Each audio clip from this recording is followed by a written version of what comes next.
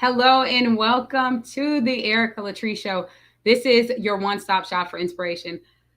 Let me tell you all, like when I say inspiration today, if you have ever found yourself getting frustrated when you're seeing certain injustices happening, or you're seeing that it seems like some people, no matter how hard you try, you just can't quite get ahead. And specifically in the areas of wealth and growth, that's what we're talking about today. So I'm so excited about my special guest today in the Be Inspired Cafe. I'm going to tell you all about her. But if ever there was a time to get a notepad, get your pen ready, get your questions ready, just get ready. That time is now. So I'll be back in just a moment. And when I come back, my special guest on today's show will be joining me, where we're talking about bridging that wealth gap. And it's going to be good. So don't go anywhere. I'll be right back to jump into the show. I spent years living all the way in the box, afraid to step out, afraid to truly grab hold of my dream. And now I am breaking through, and I invite you to join me.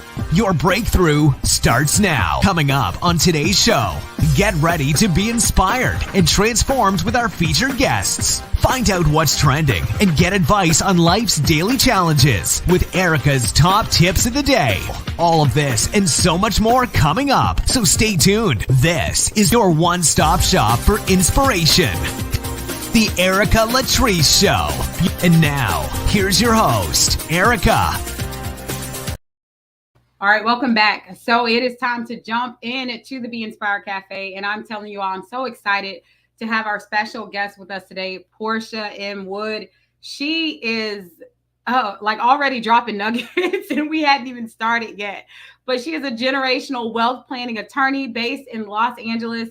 She leads the Wood Legal Group. Y'all, this is an African-American owned, mother-daughter owned, just excellence owned law firm specializing in estate planning, probate, and elder law.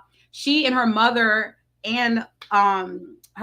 Robin Wood, partner in this, and they're passionately focused on helping all families grow and protect their wealth. I'm going to tell you how you can learn more and all of that. But right now, I want you to welcome with me into the Be Inspired Cafe, Portia M. Wood, attorney. How are you doing today? Oh, I'm doing so well. Thank you so much for having me here. I'm so excited. Yes, I'm so excited as you hear my voice, because I know the jewels that you have to drop. So I'm like prematurely excited. So yeah, I'm ready to jump in. Can you tell us just a little bit about yourself and how you got into the role that you're in now, helping people in this area of law? Yeah, Erica, that's such a great question. So my name is Portia Wood. I'm a generational wealth planning attorney, and I didn't start out as an attorney, right? I was in college as a journalism major. My family owns a newspaper out of Baltimore, the Afro-American newspaper, which is one of the longest continuously running family-owned Black newspapers in the country. So I thought I was going to be a journalism major telling our stories, or a journalist, if you will. And in college, I had the very unique experience of interning in a civil law firm on a police brutality case out of Baltimore City. And that really shifted my perspective. I wanted to be a voice for the voiceless, to be an advocate for my community in a way that I didn't see journalism being the route. From law school, I went into the public defender's office, and I was in the state's attorney's office as well. And during that time, Trayvon Martin happened, Eric Garner happened, Michael Brown happened, and on and on and on. And I found myself unable to be silent, as many people around the country. So I traveled to Ferguson, Missouri, and I protested, and I traveled to New York, and I protested, and I traveled to DC and Baltimore and all around the country, really making my voice heard and getting actively involved in advocacy in that way. What I found was that there were so many amazing people doing the work of police reform and criminal justice reform. But there was still this issue of economic reform, right? We kept talking about reparations and how do we impact economics in our community. But nobody was doing the research as to really, why aren't we keeping wealth? I couldn't find people who were talking about why we're not passing wealth intergenerationally. And so that really became the rabbit hole that I went down, and I found myself here with my mother doing this work, So I transferred out of litigation and really into planning and trying to preserve and protect Black wealth in our country. There are so many things that I have going through my mind from hearing your story, because I first think it's so amazing that just from your story, that you come from a background where you could see that there are opportunities available, like coming from a background where I feel like many people don't necessarily experience that. So I want to start there, because my mom, she had such an entrepreneurial spirit, and that inspired me to not accept the mundane, routine. What was that inspiration for you, or how was that impact seeing your mother and seeing your family already in those types of roles? I think it's that belief of knowing that you can, right? That's one of the benefits of legacy. Our firm's values is really rooted in my great grandparents' values, which we are fortunate enough to know because they were able to write them down. So, my great grandfather was a slave, and he was born enslaved in Montgomery County, Maryland, the presumed and now genetically confirmed biological child of the enslaver. And he and his wife and his children were actually passed in the estate plan that the enslaver left. And so we have estate planning really at some of the forefront of my family story. That ancestor was able to buy his own freedom, the freedom of his wife and then his 4 children, and subsequently the 660 acres of land that they worked as enslaved people out of Montgomery County, Maryland. And from that, he created his own rudimentary estate plan that left the land to his 4 kids, his daughter being my great-great-grandmother. And she, through his estate plan, was restricted on sale of that property. She could only sell it to her other siblings, which she did. She sold her quarter plot to her brother and took that money and gave a portion of it to her husband, who founded the Afro-American newspaper. And so 130 years ago, the entrepreneurial spirit and the strength of Black women in my family has been alive and well. And they wrote down why they started that newspaper, because nobody was telling our stories, because the synthesis of how laws were going to impact our community wasn't being done.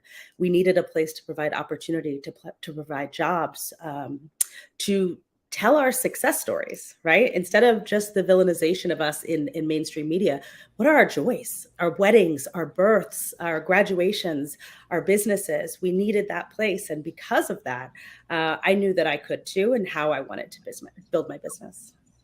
That is so powerful. It's powerful, just the fact that you know that. The fact that there are so many people, and we know just through the nature of this country that we're in, and the backgrounds that don't have that. They don't even have access to that information, even if they wanted to access it, or what they could find would be a little more disturbing. So I want to talk about that. I want to talk about, before we start getting into like the exact tips, I would love to hear a little more about why you believe people should take heed and understand that this isn't something you just skim by. Like, this is information that we need to start getting intentional about. Why do you believe that's important? Well, the numbers don't lie, right? In 2017, there was a study done that found by 2053, the median net worth for African-American families is set to hit 0. That's if we do nothing. We also know that 70% of African-Americans have 0 estate planning at all. So we have no plan in place to avoid the court interference when somebody gets ill or passes away, which is an inevitability for everybody. Probate is costing American families $2 billion billion annually in this country. And so, we can't not do it. And the hard part is that estate planning is something that they don't teach in school, right? Not all lawyers even take an estates and trust class in law school. In many schools, it's not even required. So most people go through their lives and never know really anything except what they see in the media about estate planning. And it's something that people talk about around the dinner table. It's a family conversation that we've been excluded from historically. And there's good reason for that. Again, from my story, we were the wealth that was being passed in other people's estate plans. So it wasn't really created for us to utilize. But by not doing that, every generation is having to start over with less and less, not being able to stand on the shoulders of the generation that came before them. And so there was another study that was done in 2017 that found only 13% of college-educated African Americans in this country pass at minimum $10,000 to the next generation. If we say that differently, that means 87% of college-educated African Americans aren't even getting $10,000 to the next generation. We're passing negative wealth. The average amount passed of that 13% was about $41,000. Not even enough to pay off a 4-year tuition at a state school, right? If there's student debt. And so what we know from the numbers is that we're not getting whatever we've created to the next generation. Now, let's be clear, because that sounds real dire. There is more wealth in the African American community today than ever before in the history of this country. And we are slated to lose it. In fact, 70% of us are slated to lose it without proper and comprehensive estate planning. So let's get into the tips because this is the part where I feel like kind of what I was getting to before, that I think it's powerful that you have that lineage that has taught you, that has passed down and made information available. And I'm also well aware that there are many people that this is the first time they're even coming into contact with information like this. So as we get into the tips, I would love for you to start with maybe like what has been your encouragement, or what's that vital thing that you would say to that person that this is their first time even having access to this kind of information or becoming aware. They're the first generation to step into this. What encouragement do you have for them? I would say if you weren't the recipient of it, you have to then be the creator of it, right? It starts with one solid comprehensive estate plan can change the financial trajectory for a family lineage for generations. I mean, I'm sixth generation, my son's sixth generation of the Afro paper. And so when we think about what planning can do, it has that ability to do that. What I hear from people all the time in my office is, I only have this one house, or I only have this one thing.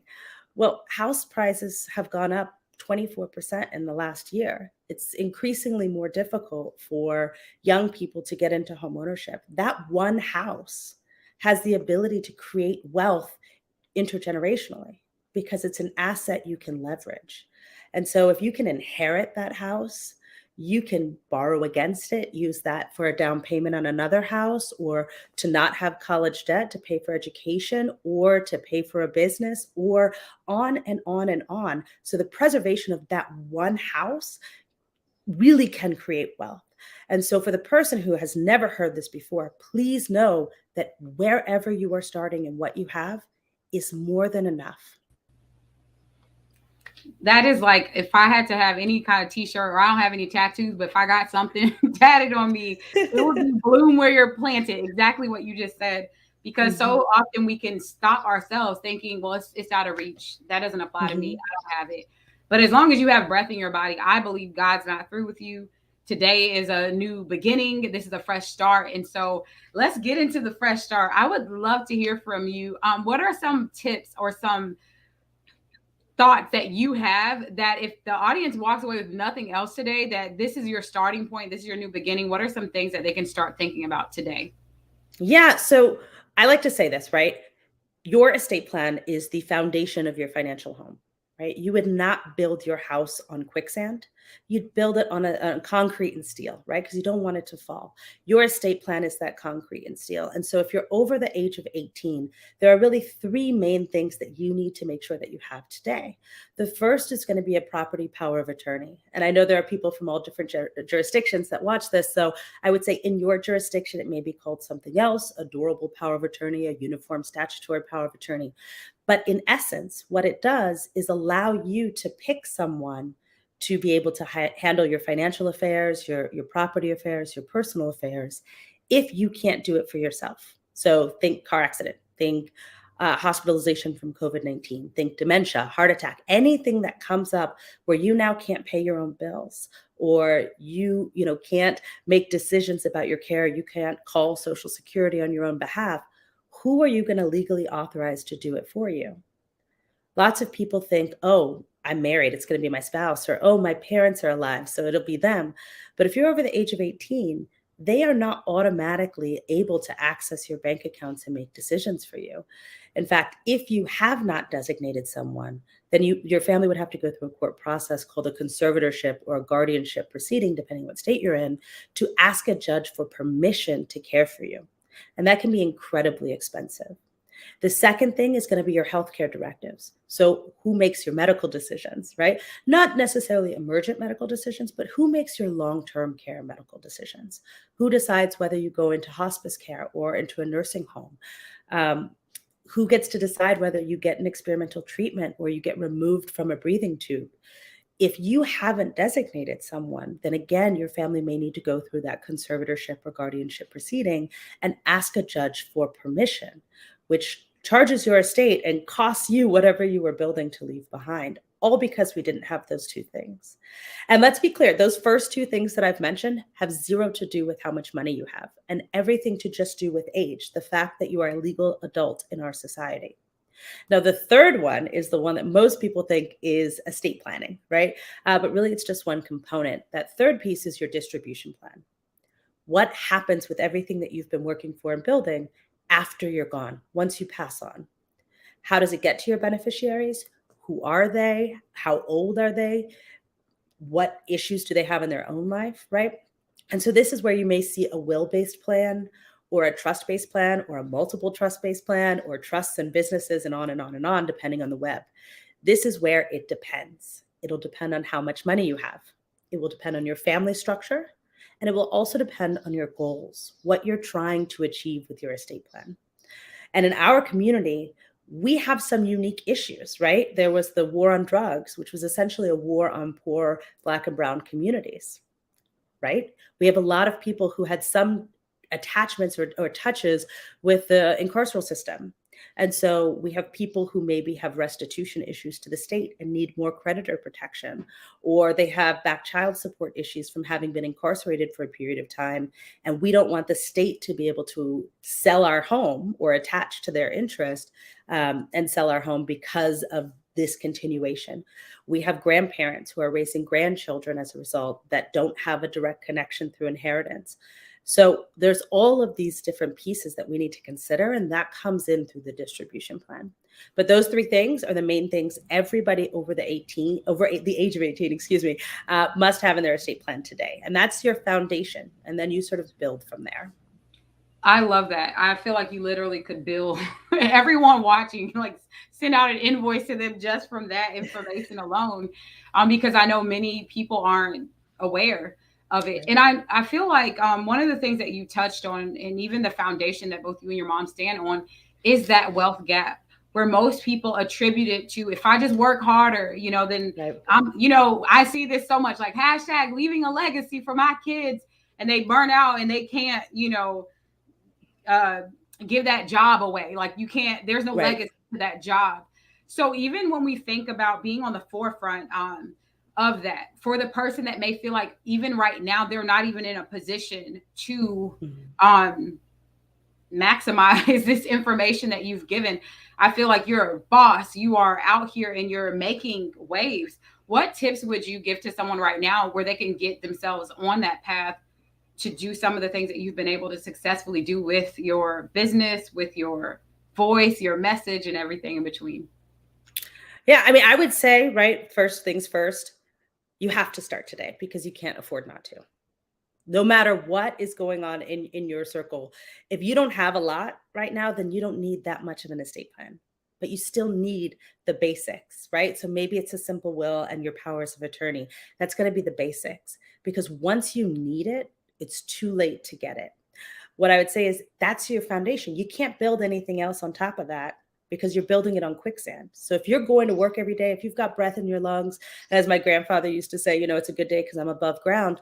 If you're above ground and you have capacity, then you have to do something, because it will be the people who are left behind that have to try to clean up that mess. And I don't know about you, but anybody who has been through the probate process, particularly in a state like California, where it can be a really long and arduous process, it tears families apart. You have siblings who start fighting over money or fighting over stuff and all of these things that come into play which just dwindles away whatever could have been there for your family's care. So I would say the first things first, you got to start today. You can't procrastinate on this one. I love that. I want to get into kind of like a day in the life, because I feel like, again, I've called you like the boss. You are able to I feel like you've done quite a bit. Even as you talked about your path to where you are now, it was through fighting for others and through being fired up by injustice.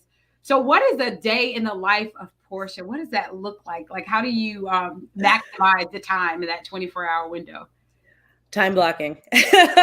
No, but seriously, I am a solo parent to a 4-year-old rambunctious little boy, and he occupies so much of my time. So we get up and we do breakfast and we get ready, and that is really his time. Setting clear boundaries, right? People often have businesses and they sort of let the businesses run them, and you're never going to continue with that, right? You're going to burn out. And so for me, it's, my son has very clear time in the morning before he goes to school. After he goes to school, I sort of time block. I do my reading. I do, checking up on any of the latest research, what are the inflation numbers? Where are we? So that when I can get started with my day, I have current information to offer to my clients and really provide them strong strategy. Because while I do estate planning, I also offer strategy consults to people all over the country to talk about how they could structure their family differently, or their family sort of business differently, to really preserve wealth. So I'll do that. I take lunch. I try to go for a walk around with my sister in the neighborhood to make sure I'm getting out into nature and keeping myself healthy, because health is wealth. And then, when my son comes home, I dedicate that time to him. So that's really how I spend many of my days. Yes. Family so that's first. A mic drop. That's a mic drop. This is what I find to be interesting. The reason I asked you this question, is because I know often, like many of you watching right now, you see certain people on platforms and you're like, yeah, I'm going to do that. But I have found, I'll probably drop the promo in a second, that there are 5 things that some of the most successful people do. There have been even articles on it, and you hit on them. Time blocking, the walking, the keeping your priorities first. I think I love the wording solo parent. Keeping those things are important, because so often I feel like as entrepreneurs, people feel that tendency to like, oh yeah, I'll spend time with my family when, I don't know, insert some arbitrary goal, and the kid's like 70 years old by that time, when that's when I'm really going to show up. And then you also mentioned the new info, getting new information, staying up on the latest in your area of expertise. So I want to add this. This is for the audience, y'all. Somebody needs to hear this, because Portia, you said it. You kind of ease these things in, but I'm like, a nugget. So Warren Buffett, if anyone's familiar with Warren Buffett, top wealthiest person walking the earth right now in the top tier. One of the things that he mentioned was that he would read on finances in his area of expertise every day and learning. And so often we want to copy off what someone else is doing, but unless that's your expertise, like, you should be spending that time to nurture your gift. So that was so good. I had to, I'm like, let me pause on that. So I want to talk legacy, because I think it's just so impactful what you're doing, and you're helping people to own what that really means instead of just saying it. So what is that one thing, if it was just like one thing that those who hear your message, get connected with you, that one thing that they walk away with, what do you hope people are impacted with by connecting with you? Oh, the power is yours. It's in your hands. If we do it, we take ownership over it, much like you said. By not doing it, we are giving that power and our family's security and safety and protection away to the state, and relying on them to care for us. What I hope people walk away with is that power to create intergenerational wealth is within you. You can do it today and be that change maker. And it doesn't take a lot of money. It takes a lot less money than people think to be considered quote unquote wealthier in the 1% in this country. People often think of Warren Buffett and they go, oh, but that's billions and billions of dollars. Most people in the 1% are significantly less than that. And if you do a little tweak, just a little bit of tweaking in the way that you have structured your assets, you can have a huge intergenerational impact, and it can be you. You've made everything so practical. Like, it's like no excuses. Like, there are no excuses to not walk away and implement. So we're going to take a short break as we get ready to wrap. Portia has some resources for you all. Like, this has been the day. I think this episode should be called Team No Excuses, because there will be no excuses. No excuses. So we're going to take a short break. I'm going to share with you all what I just talked about, those 5 things that you can be doing on a daily basis to position yourself to literally maximize what Portia is talking about, the estate planning. So we'll take a break. We'll be right back to wrap up for today's show.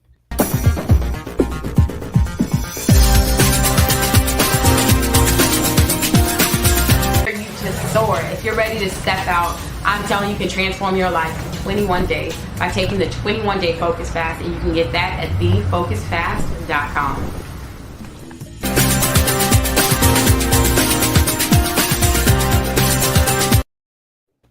All right, so here are the final thoughts. I feel like I just had the greatest Thanksgiving meal right now from what you shared. So I know that you have some resources and ways that people can get connected with you. So tell us a bit about the best next steps that we can take and what you have available, where we need to be going next.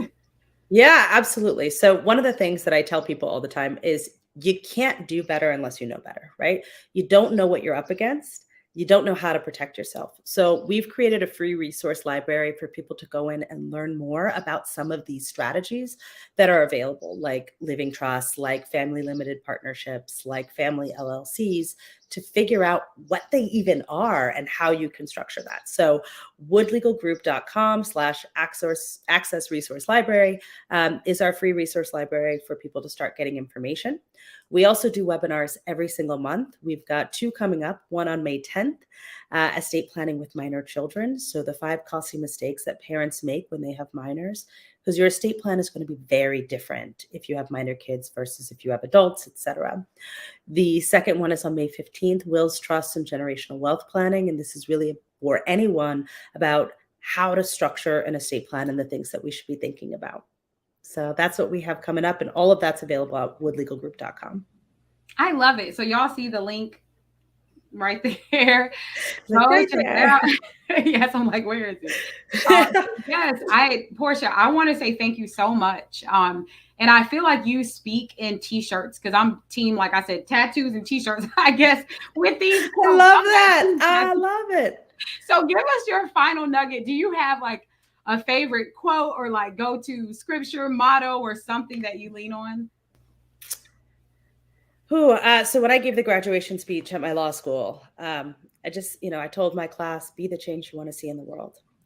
And I would say that for everyone, we all have our story, and we all see what's happening in the world and how that's impacting us, but you be that change, because it starts from within. And so I would say be the change you want to see. Mic drop. Love it. Well, thank you so much for all the nuggets that you shared today. I know I have benefited from it. I know many of you watching right now, your notepad is probably filled just from tips, nuggets, and next steps. I want to say thank you to everyone that is watching today. The best way that you can support is subscribing to the channel, and tell someone. This is one of those episodes that I'm so serious about telling someone, because you just don't know what you don't know. And so just by sharing the wealth of knowledge, that's how we truly can share the wealth of wealth and pass down that legacy. So if this encouraged you, again, tell someone. You can stay connected with me across social media at Erica Empowers. As I always tell y'all, go out and make today so amazing that people are rolling their eyes like, why are you so excited? Why are you so hyped? So that you can impact others. Take care, and I'll see you in the next episode. For more inspiration, visit us